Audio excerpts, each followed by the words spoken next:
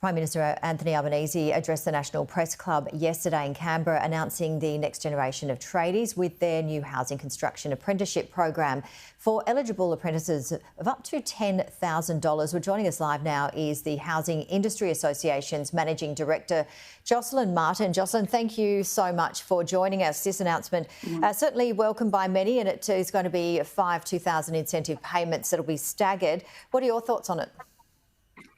Well, I think it's an excellent announcement. I think the fact that it's focusing on residential construction is also really important.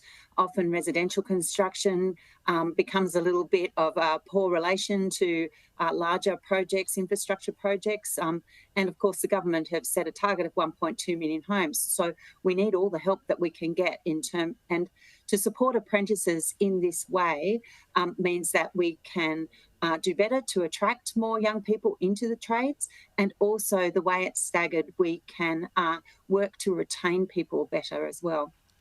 Talk us through a few of the numbers, because there's quite a lot of upfront costs, aren't there, for tradies, and how many are there roughly training?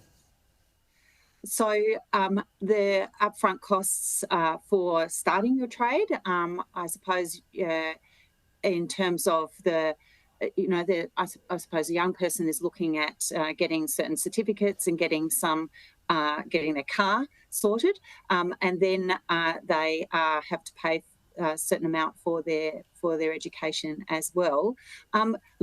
We reckon that we need about 83,000 people to join the industry right now in order to meet targets.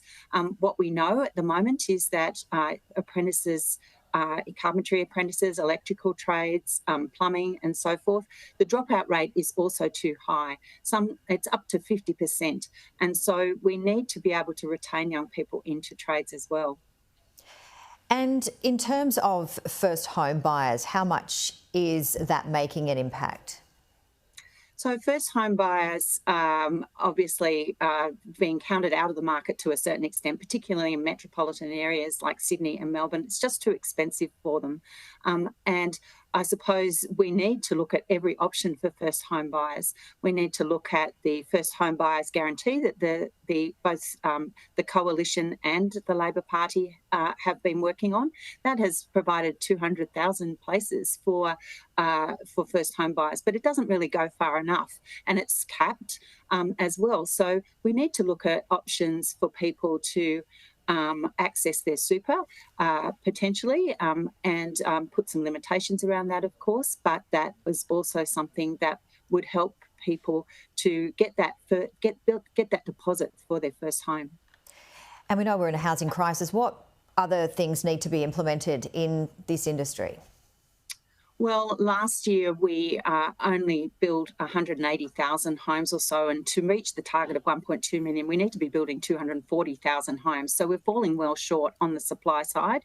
So a lot of work needs to be done around improving access to land supply, removing red tape for builders, and delivering much-needed residential infrastructure as well. So it really is a matter of building more homes. But a lot of our members say that access to skilled labour is something that is holding them back.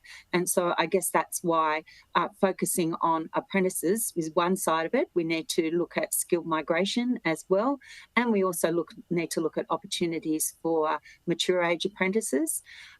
We also need to look at the role that the employer plays. And so it's really important to not ignore the employer in the training that they provide and the mentoring that they provide to apprentices when they're on the job. So there are a number of things that we can do to help retention, and there's a number of things that we can do to attract more people into the industry.